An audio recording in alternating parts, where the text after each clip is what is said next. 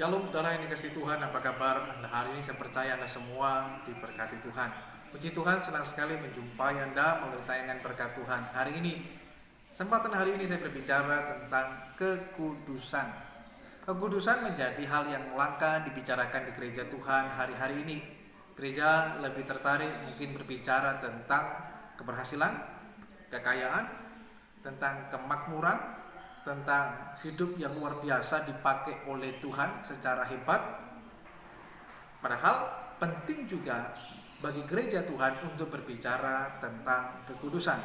Dalam 1 Petrus pasal yang pertama ayat yang ke-16 berkata, "Kuduslah kamu, sebab ada tertulis, kuduslah kamu, sebab aku ini kudus."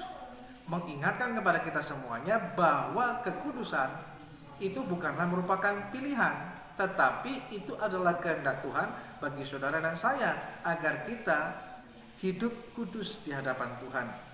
Kekudusan bukan berbicara tentang suatu tindakan yang sesaat saja, melainkan satu gaya hidup yang kita jalani dan kita hidupi dalam keseharian hidup kita.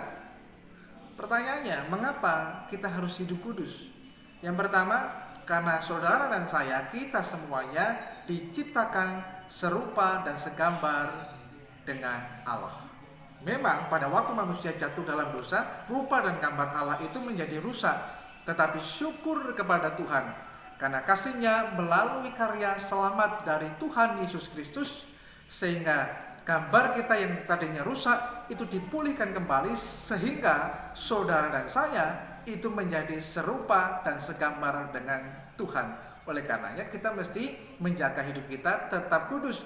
Kudus dalam ucapan, kudus dalam sikap tindakan hidup kita, kudus dalam keuangan, kudus dalam rumah tangga, dalam segala sesuatunya. Hidup kita memiliki kehidupan yang kudus di hadapan Tuhan.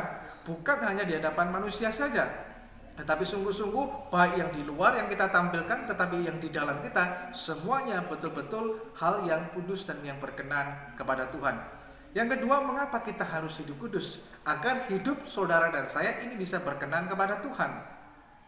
Kalau kita hidup kudus di hadapan Tuhan, maka hidup kita itu bisa berkenan kepada Tuhan. Yang ketiga, mengapa kita mesti hidup kudus?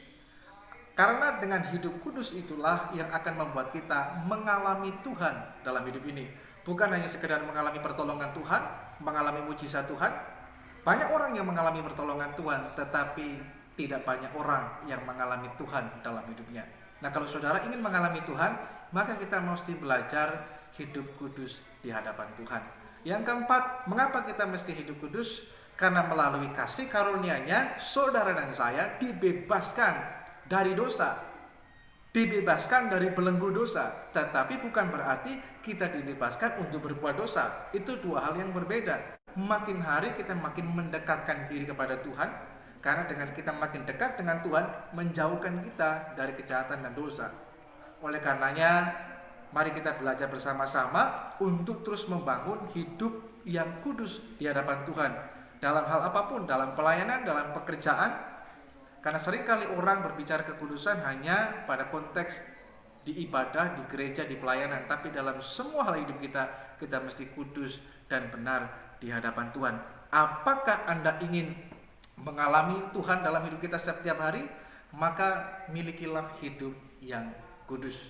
Roh Kudus akan terus menuntun dan menolong kita untuk kita hidup dalam kebenarannya, supaya kita tetap kudus di hadapan Tuhan. Tuhan Yesus memberkati saudara sekalian. Amin. Shalom.